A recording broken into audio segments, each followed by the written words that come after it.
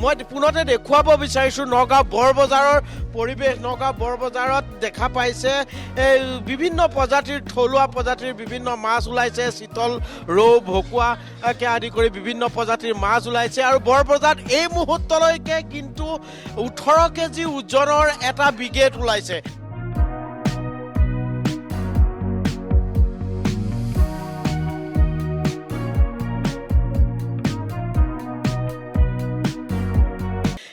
মানে ডাঙৰ মাছ হিচাপে ব্ৰিগেড মাছটো দেখিবলৈ পোৱা গৈছে। 18 কেজি ওজনৰ ব্ৰিগেড মাছ।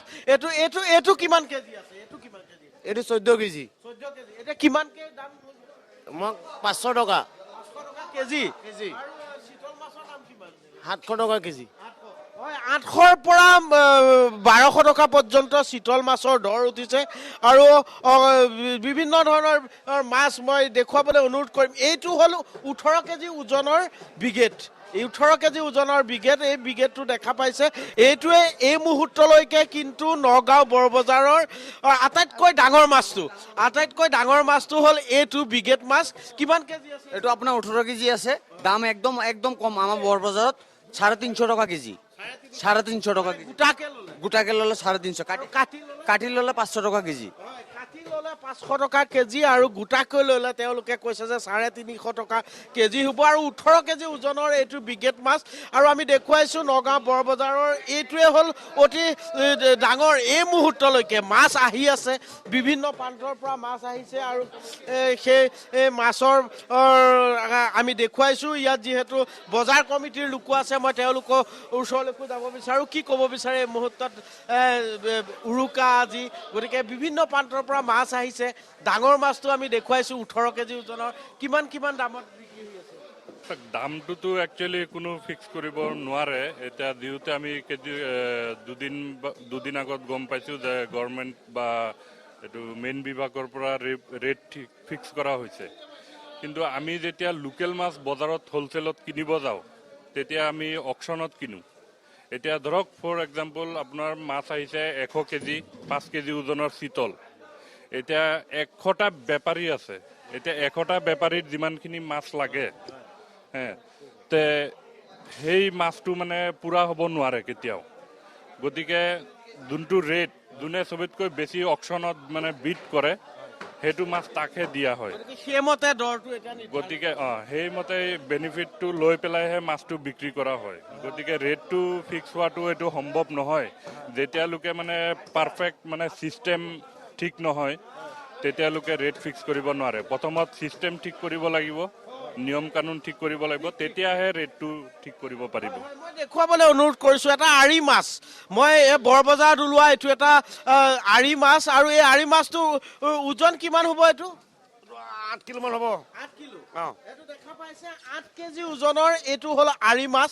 আৰু এই আৰি মাছটো বৰবজাৰত ওলাইছে। মই পুনৰ কৈছোঁ, বৰবজাৰত এই মুহূৰ্তলৈকে 18 কেজি ওজনৰ এটা ব্ৰিগেড মাছ ওলাইছে, যিটোৱে এই মুহূৰ্তলৈকে ডাঙৰ। কিন্তু ইয়াৰ লগে লগে বিভিন্ন প্ৰান্তৰ পৰা কিমানকৈ লৈছে? আৰি কেনেকৈ? আৰু এই গোটাটো 800 টকা, কাটা 1000 টকা। আৰু বাকী চিতল কেনেকৈ দাম? চিতল ডাঙৰটো হ'ল 800 টকা, আৰু সৰুটো হ'ল 600 টকা, আৰু তাৰ মিডিয়াম চাইজটো 700 টকা। হয়, বিভিন্ন ওজন ৱাই মানে কেজি অনুসৰি পেলাই চিতল, আৰি, ভকুৱা, ৰৌ সকলোৰে দাম বেলেগ বেলেগ। কিন্তু নগাঁও বৰবজাৰ এতিয়া থলুৱা মাছেৰে ভৰি পৰিছে। মীন বিভাগে যদিও কিছু নিৰ্দেশনা জাৰি কৰিছে, কিন্তু তেওঁলোকে কৈছে যে অসুবিধা আছে। কাৰণ ইয়াত বৰবজাৰ যেতিয়া থলুৱা মাছ তেওঁলোকে হ'লচেলত কিনিছে, তেতিয়া যথেষ্ট দাম দি কিনিবলগীয়া হৈছে। মই মোৰ সহযোগী বিকিক দেখুৱাবলৈ অনুৰোধ কৰিম। দেখা পাইছে কেনেদৰে ইয়াত চিতল মাছ এনেদৰে ওলোৱা। কি এইটো পিঠিয়া? পিঠিয়া নহয়, এইটো গ্লাছ কাপ। কিমান দাম? কিমান? এইটো 400 টকা। কিমান কেজি আছে? এটা 10 কিলো এক পোৱা। 10 কেজি এপোৱা আছে এইটো মাছত। আৰু মই চিতল মাছ, যিহেতু উৰুকা বুলি ক'লে প্ৰতিজন অসমীয়াই কিন্তু চিতল মাছ খোৱাৰ এটা আশা পুহি ৰাখে মাঘৰ উৰুকাত। আৰু সেই চিতল মাছ এতিয়া বৰবজাৰত এনেদৰে সম্পূৰ্ণৰূপে উপলব্ধ হৈ আছে। মই অকণমান আপোনাৰ ওচৰলৈ যাব। খুৰা, চিতল কেনেকৈ? 750। 750ৰ পৰা বিক্ৰী হৈছে। আৰু দেখা পাইছে কিমান কেজি ওজনৰ চিতল আছে আপোনাৰ? 8 kilo, 10 kilo. 8 kilo, 10 kilo. 10 kilo. 700ৰ পৰা 1200 টকা পৰ্যন্ত হৈছে চিতলৰ দাম আৰু এই মুহূৰ্তত গ্ৰাহক আহিছে মই পুনৰ দেখুৱাবলৈ অনুৰোধ কৰিম মোৰ সহযোগী বিকিক চিতল কিমান দামৰ আছে চিতল 800 টকা 800 টকা আৰু সেইকেইটা 1000 টকা এইটো কিমান ওজন কিমান হ'ব ওজন এইটো 3 কিলো 3.5 কিলো এইটো 4 কিলো 4.5 কিলো এনেকুৱা ওজনটো বাঢ়ি যোৱাৰ লগে লগে দামটো বাঢ়ি গৈছে হয় হয় দেখা পাইছে চিতল বৰালি ভকুৱা পিঠিয়া ৰৌ সকলো থলুৱা প্ৰজাতিৰ মাছ ইয়াত উপলব্ধ নগাঁও বৰ বজাৰৰ পৰিৱেশ আমি দেখুৱাইছোঁ বিভিন্নজন আহিছে মই তেওঁলোকৰ ওচৰলৈকো যাব বিচাৰিম ইতিমধ্যে যিহেতু আজি উৰুকা উদযাপনৰ বাবে সকলো আহি পেলাই এনেদৰেই সমবেত হৈছে অকণমান মাছ ল'বলৈ আহিছে কি ক'ব উৰুকা আজি কি মাছ ল'ব কেনেদৰে বনাব কিবা ল'লে নেকি মাছ লৈছোঁ ভকুৱা এটা 2.5 কেজি ওজনৰ 2.5 কেজি নহয় 3 কেজি ন 3 কেজি ওজনৰ এতিয়া কিহেৰে বনাব আজি মাছ কিনিবলৈ আপুনিও বজাৰলৈ আহিছে এনেই আহেনে আগতে এনেকৈ অহা নাই আজি মন গ'ল আহিলোঁ হয় এতিয়া কিহেৰে বনাব সেই মাছ চাওঁ কি হয় কিহেৰে বনাওঁ দেখা পাইছে ইতিমধ্যে বজাৰত আহি পেলাই গ্ৰাহকে ভিৰ কৰা পৰিলক্ষিত হৈছে তেওঁলোকৰ পচন্দৰ মাছটো কিনি নিবৰ কাৰণে ইয়াত আহি পেলাই তেওঁলোক আহি উপস্থিত হোৱা পৰিলক্ষিত হৈছে আৰু পুৱাৰে পৰা আমি দেখুৱাই আছোঁ প্ৰতিটো পৰিৱেশ চিতল দেখা পাইছে বৰালি কিমান ওজনৰ বৰালি আছে এইটো অকণ বৰালি 7 কিলো 7 কিলো ক'ৰ বৰালি এইটো হান্দিজানৰ পৰা আনিছোঁ হান্দিজান কিমান কেলে দাম কিমান কেলে এই 1000 টকা ৰাখিম 1000 টকা কেজি 1000 টকা বৰালি দেখা পাইছে 7 কেজি ওজনৰ বৰালি মোৰ সহযোগী বিকিয়ে দেখুৱাইছে আৰু সেই 7 কেজি ওজনৰ বৰালি কেজি 1000 টকাকৈ তেওঁলোকে নিৰ্ধাৰণ কৰিছে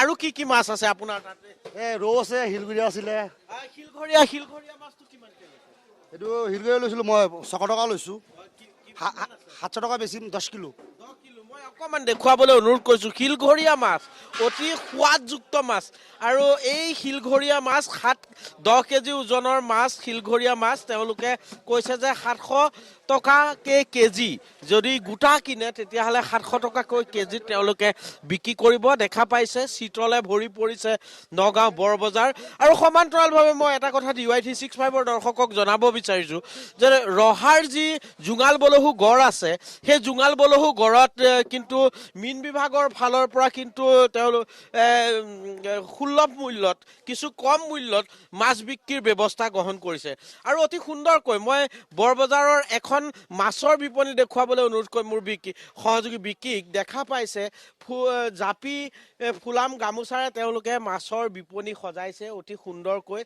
গ্ৰাহকক আকৰ্ষিত কৰিবলৈ বিহুৰ সকলো গ্ৰাহকক ওলগ জনাবলৈ আৰু সেই পৰিৱেশ আমি দেখুৱাইছোঁ ইয়াত চিতল আৰু বৰালি চিতল বৰালি দাম কিমানকৈ চিতল বৰালি 700 টকা চিতল 600 700 এনেকুৱা হয় এনেদৰে নগাঁও বৰ বজাৰত এতিয়া সকলো থলুৱা প্ৰজাতিৰ মাছ উপলব্ধ হৈছে আৰু আজি উৰুকা যিহেতু কেইটামান মুহূৰ্তৰ পিছতে হয়তো বৰ বজাৰত বিৰ দি বাট নোপোৱা এক পৰিৱেশ সৃষ্টি হ'ব কিন্তু এই মুহূৰ্তলৈকে গ্ৰাহকসকল আহিছে যদিও কিছু কম কিন্তু মাছ যথেষ্ট ওলাইছে বৰ বজাৰত অকল ইয়াতেই নহয় নগাঁও চহৰৰ প্ৰতিটো তিনিআলি চাৰিআলিত এতিয়া দেখিবলৈ পোৱা গৈছে চিতল বৰালি ভকুৱা ৰৌ যি থলুৱা প্ৰজাতিৰ মাছ সেই মাছে ভৰি পৰিছে আৰু আজি উৰুকা উদযাপনৰ বাবে সকলো তেওঁলোকে সাজু হোৱা পৰিলক্ষিত হৈছে মই অকণমান আৰু যিহেতু গ্ৰাহক আহিছে মই তেওঁলোকৰ ওচৰলৈ আকৌ পুনৰ যোৱাৰ চেষ্টা কৰিম কেনেদৰে তেওঁলোকে আজি উদযাপন কৰিব উৰুকা আৰু সেই উৰুকা উদযাপনৰ বাবে তেওঁলোকে কেনে প্ৰস্তুতি চলাব মই তেওঁলোকক অকণমান জানিব বিচাৰিম মই মোৰ সহযোগী বিকিক অনুৰোধ কৰিম সকলো পৰিৱেশ দেখুৱাবলৈ কি মাছ লৈছে মই আহিছোঁ তাকে চাইছোঁ বহুত ডাঙৰ মাছেই ওলাইছে আজি নগাঁও বৰ বজাৰত চাওঁ আজি আচলতে মনটোও বেয়া আচলতে জুবিন দাবিহীন প্ৰথমটো ভোগালী বিহু কিন্তু তাৰ মাজতো আমি পালন কৰিব লাগিব ভোগালী বিহু উৰুকা আহিছোঁ তাকে কি মাছ লওঁ চাওঁ কিছু মনত বেদনা আছে কাৰণ জুবিন দা বিহীন অকমান মই অকণ আপোনাৰ কি মাছ ল'লে নাই ল'বলৈ আহিছোহে ল'ম এতিয়া দৰ দাম চলি আছে হয় কেনেকুৱা দামত দিয়ে চৰকাৰেও কিছুমান নিয়ম বান্ধি দিছে মাছৰ দাম সেইটো দামত আমি পাওঁ নে নাপাওঁ সেইটো আমি চাব লাগিব গতিকে দৰ্শককো কৈছো যে সেই দামটোতে কিনক যাতে বেছি দামত নিকিনিব ধন্যবাদ কিন্তু উৰুকাত এনেদৰে পুৱাই মানে খোৱা পাতি এৰি পেলাই মাছ কিনিবলৈ অহাৰ আনন্দটো কিন্তু সকলো অলপ বেলেগ সকলো একদম মানে বহুতেই বেলেগ কাৰণ সেইটো এটা এক্সট্ৰা অৰ্ডিনেৰী মানুহে এটা বিচাৰে যে প্ৰথমে গৈ আমি কোনটো মাছ ল'ম ডাঙৰ মাছ এটা ল'ম আৰু সেইটো ভাল বিচাৰে পৰিয়ালৰ সমাজে একেলগে মিলি খাব বিচাৰে যে ডাঙৰ মাছটো আনি খাম গতিকে সকলোৱে আহিছে যে প্ৰথমে ভাল মাছটো পাম বুলি